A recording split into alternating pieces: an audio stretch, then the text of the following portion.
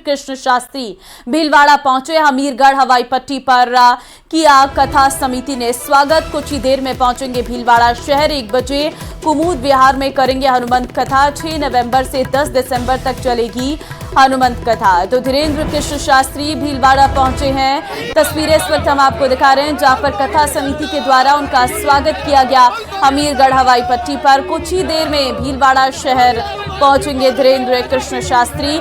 1 बजे कुमुद विहार में हनुमंत कथा करने वाले हैं और 6 नवंबर से 10 दिसंबर तक हनुमंत कथा चलेगी। तो हमीरगढ़ हवाई पट्टी पर कथा समिति के द्वारा स्वागत किया गया। धीरेन्द्र कृष्ण शास्त्री की कथा सुनने के लिए दूर दराज से लोग पहुंचते हैं और ऐसे में भीलवाड़ा शहर को इस बार चुना है जहां पर हनुमंत कथा की जाएगी धीरेन्द्र कृष्ण शास्त्री के द्वारा।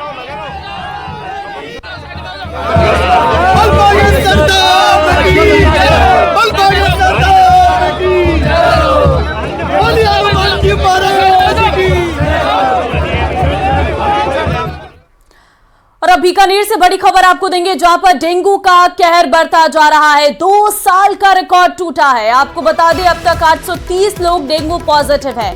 2 साल में सबसे अधिक संख्या देखने को मिल रही है डेंगू पॉजिटिव मरीजों की। पीबीएम अस्पताल में बढ़ी है मरीजों की संख्या।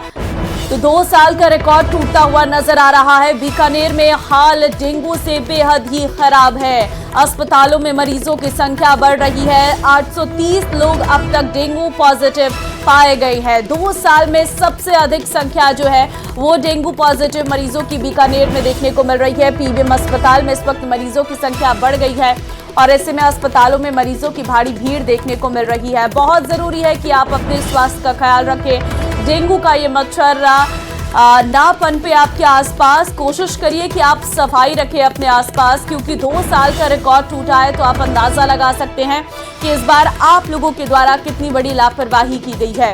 दरअसल 830 लोग डेंगू पॉजिटिव है। अस्पतालों में भीड़ है। 2 साल में ये सबसे अधिक संख्या है। और अब बात श्रीगंगानगर की हवा की कर लेते हैं जो इस वक्त बेहद खराब है, क्योंकि श्रीगंगानगर में 375 के पार AQI पहुंचा है। लगातार 2 दिन से 350 के पार AQI है। जहरीले पॉल्यूशन से बढ़ने लगी है परेशानी। सांस लेने में दिक्कत, आंखों में जलन की शिकायतें आ रही हैं। AQI बढ़ने से श्रीगंगानगर की आबोहवा जहरीली होती हुई नजर आ रही है। तो लगातार जो है हवा में ये बदलाव देखने को मिल रहा है। पॉल्यूशन इतना ज्यादा बढ़ गया है कि दूर तक कुछ भी साफ दिखाई नहीं दे रहा है।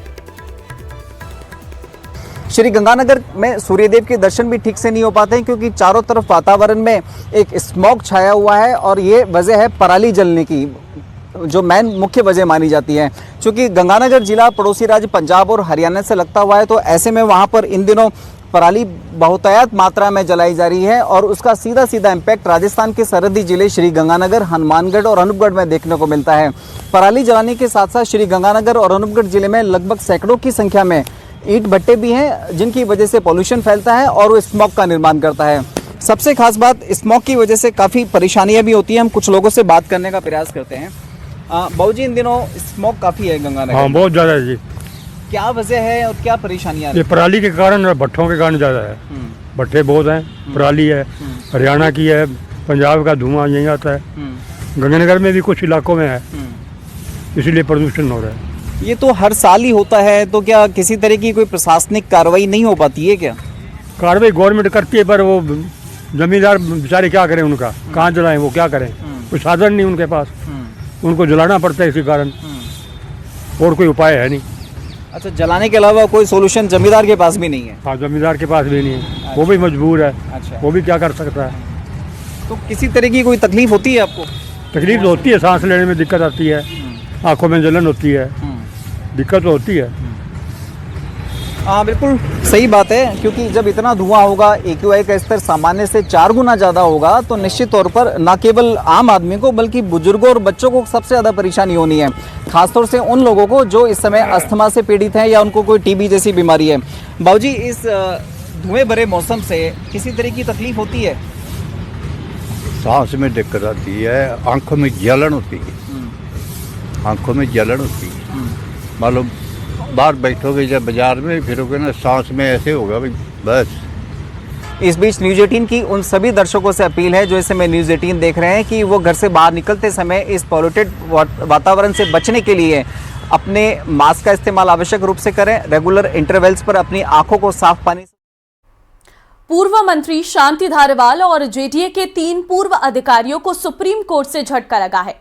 सुप्रीम जस्टिस सूर्यकांत और जस्टिस उज्जवल की बेंच ने हाईकोर्ट के उन आदेशों को रद्द कर दिया है जिसमें एकल पट्टा मामले में आपराधिक कार्यवाही खत्म कर दी गई थी।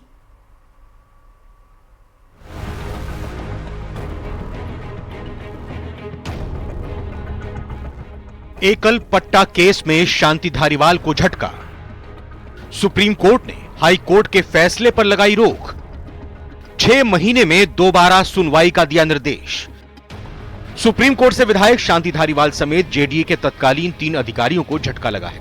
करीब 10 साल पुराने केस में आरटीआई एक्टिविस्ट अशोक पाठक ने इस मामले में सुप्रीम कोर्ट में एसएलपी यानी स्पेशल लीव पिटीशन दायर की थी, जिस पर सुनवाई करते हुए कोर्ट ने यह हाई कोर्ट के उस फैसले को रद्द कर दिया है जिसमें शांति धारीवाल समेत जेडीए के 3 पूर्व अधिकारियों को एकल पट्टा केस में राहत मिल गई थी।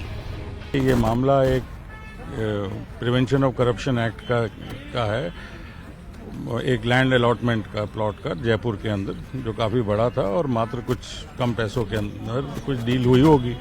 तो उसके अंदर राजस्थान पुलिस एसीबी ब्रांच ने एफआईआर दर्ज करी।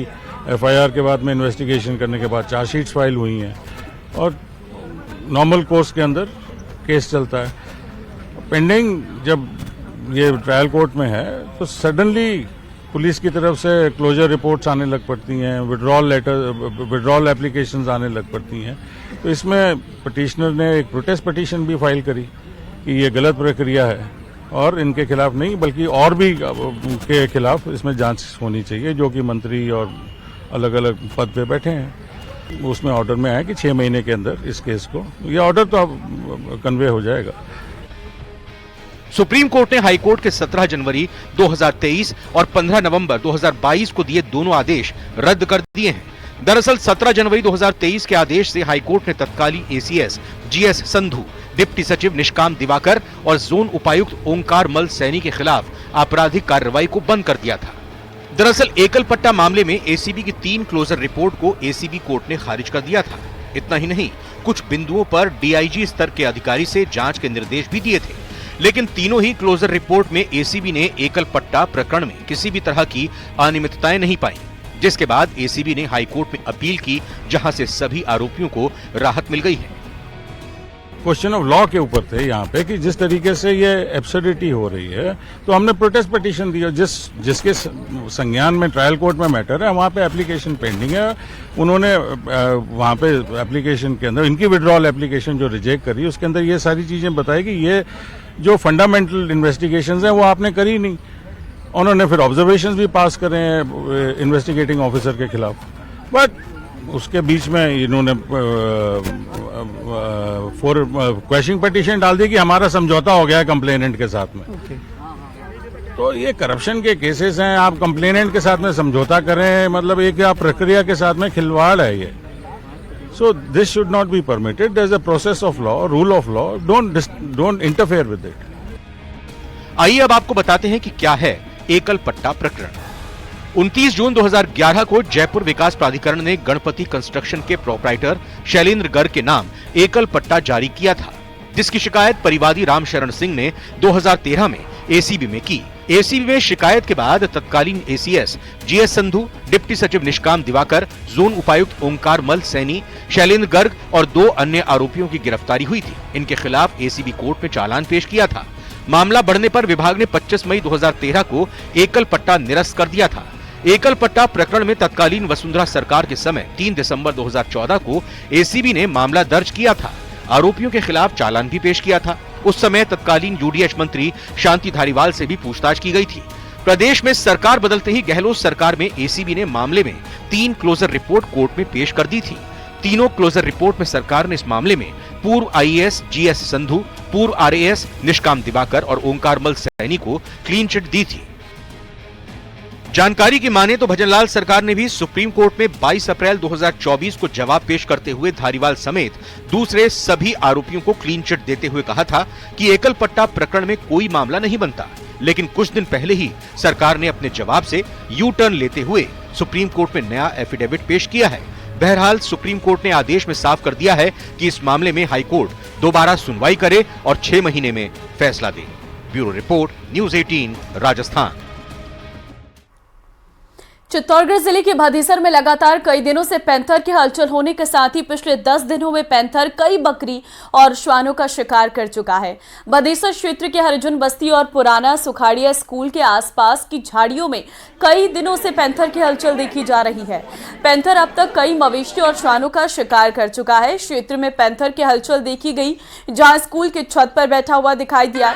इसके अलावा ग्रामीणों ने भी कई बार पैंथर को देखा है और उसके बाद से ही ग्रामीणों में काफी दहशत व्याप्त है। लगातार ग्रामीणों की मांग पर पैंथर को पकड़ने के लिए बस्ती क्षेत्र में पिंजरा लगाया गया है। घटित घटना स्थान पर पिंजरा लगाया गया है, जिसमें हम शाम को एक श्वान को रखेंगे और पैंथर से समस्या से निजात दिलाने का प्रयास करेंगे। उपचुनाव का सियासी मैदान जंग के लिए तैयार है। भाजपा सरकार के सामने उपचुनाव की अग्नि परीक्षा है, जिसमें उसके 10 महीने के कामों को तोला जाना है। वहीं लोकसभा चुनाव में चौका लगा चुकी कांग्रेस को हरियाणा से मिली निराशा में प्रदेश का उपचुनाव एक बड़ी चुनौती है और इन सब के बीच सभी पार्टियों के लिए बागी और भीतरघात का भी डर सता रहा है। सभी 7 सीटों का चुनावी गणित क्या है, क्या स्थिति है बागियों की, देखिए इस रिपोर्ट में।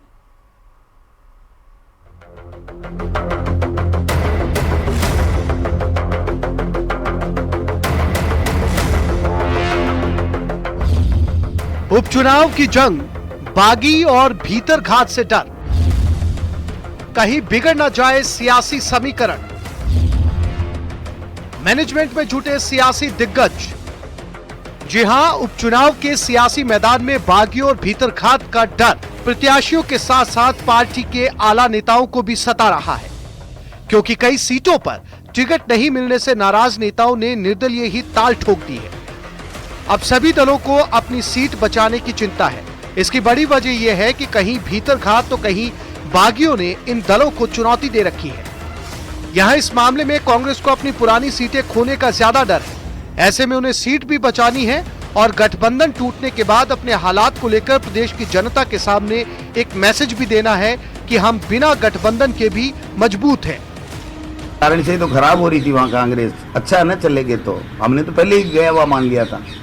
जो लोग काम नहीं कर रहे थे, जिनकी जनता में पकड़ नहीं है, उन लोगों को हमने तवज्जो नहीं दी, तो वो कहीं भी जाए हमें क्या फर्क पड़ने वाला, आप बताइए।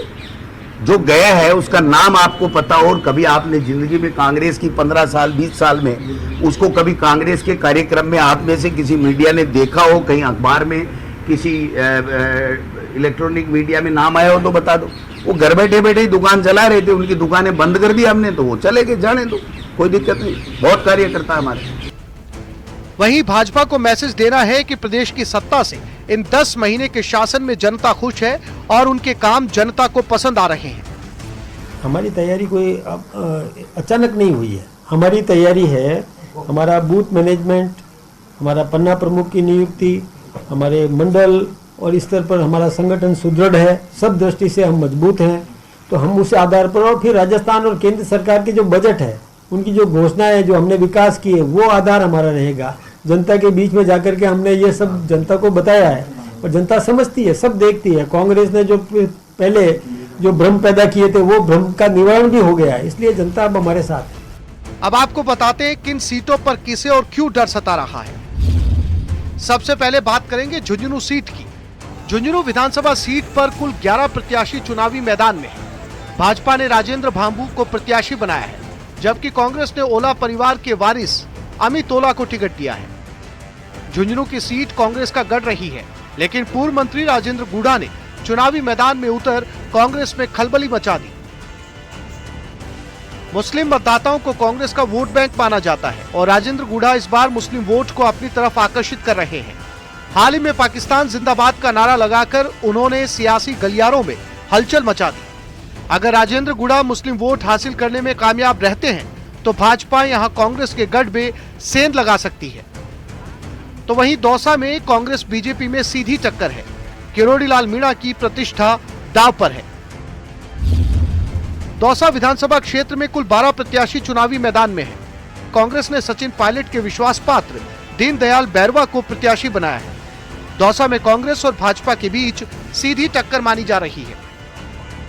ये सीट कांग्रेस के पास थी, लेकिन दीनदयाल बैरवा को प्रत्याशी बनाने से कांग्रेस के कुछ स्थानीय नेता नाराज हैं।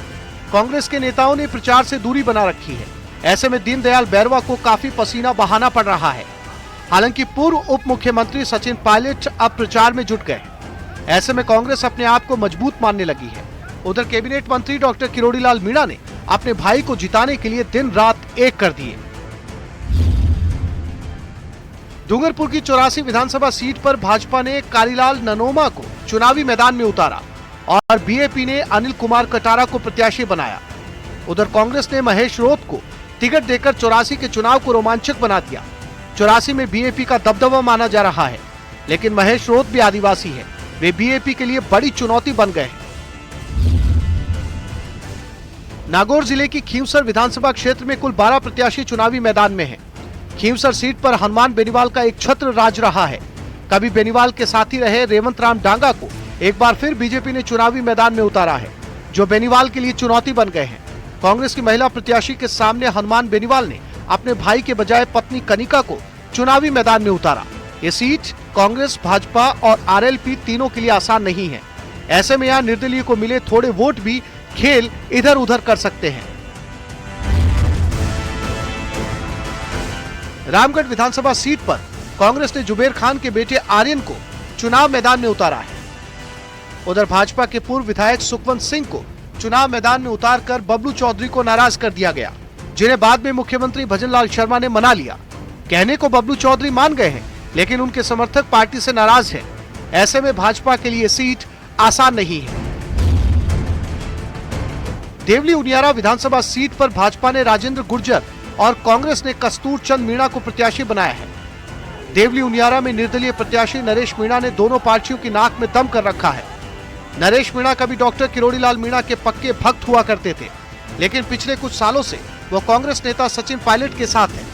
पायलट का नजदीकी होने के बावजूद कांग्रेस ने अभी तक नरेश मीणा को चुनाव लड़ने का मौका नहीं दिया। इससे नाराज होकर नरेश मीणा निर्दलीय प्रत्याशी के रूप में चुनावी मैदान में कूद पड़े। सलूंबर सीट पर कांग्रेस ने रेशमा मीणा और भाजपा ने शांता अमृतलाल मीणा को चुनावी मैदान में उतारा है।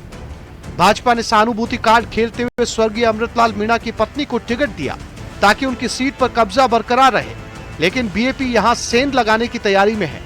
चूंकि उदयपुर में आदिवासी समुदाय का बड़ा वोट बैंक है, बीएपी ने जितेश कुमार कटारा को चुनाव मैदान में उतारकर मुकाबला रोचक बना दिया है।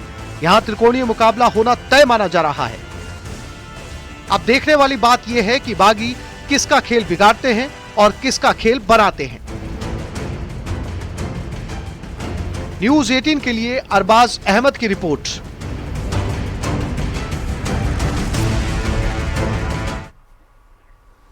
और अब जयपुर से आपको बड़ी खबर देंगे, जहां पर नर्सिंग छात्रा ने सुसाइड किया है। पुलिस ने शव मोर्चरी में रखवाया है। मामले की जांच पुलिस कर रही है। तो नर्सिंग छात्रा ने सुसाइड किया है। मामले की जांच में फिलहाल पुलिस जुटी है। जयपुर से ये बड़ी खबर है। सुसाइड के पीछे का कारण क्या है, इसका पता लगाया जा रहा है। फिलहाल पुलिस ने शव को कब्जे में लेकर मोर्चरी में रखवा दिया गया है। मामले की जांच की जा रही है और परिजनों को भी सूचना दे दी गई है। तो नर्सिंग छात्रा ने सुसाइड किया है, कारण क्या है इसका पता लगाया जा रहा है। फिलहाल पुलिस इस पूरे मामले की तफ्तीश कर रही है।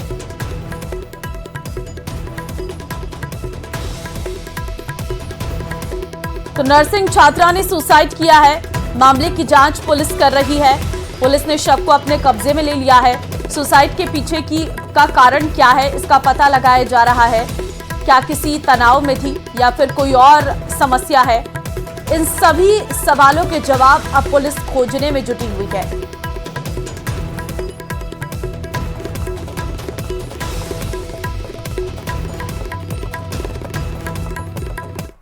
और अब सीकर से बड़ी खबर है। लक्ष्मणगढ़ बस हादसे में 15वीं मौत हो गई है। जयपुर में भर्ती महिला ने इलाज के दौरान दम तोड़ दिया। धनतेरस के दिन हुआ था लक्ष्मणगढ़ में भीषण सड़क हादसा।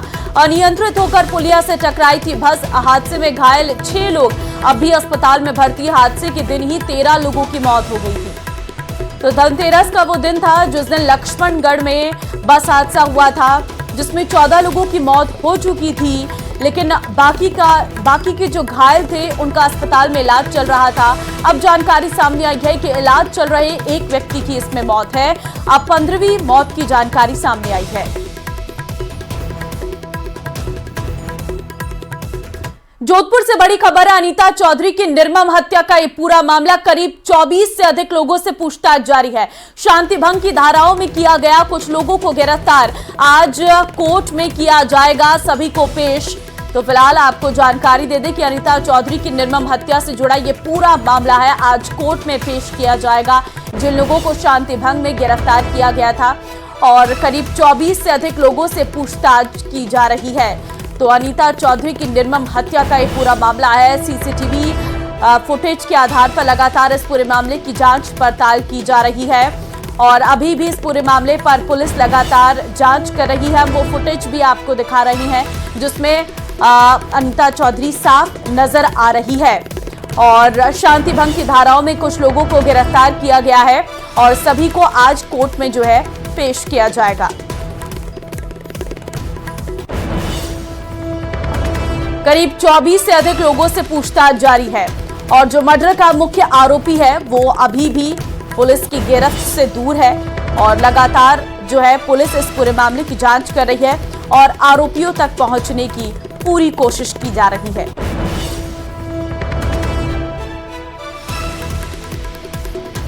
इस पूरे मामले पर लगातार पूछताछ हो रही है। कई लोगों को पुलिस ने हिरासत में भी लिया है।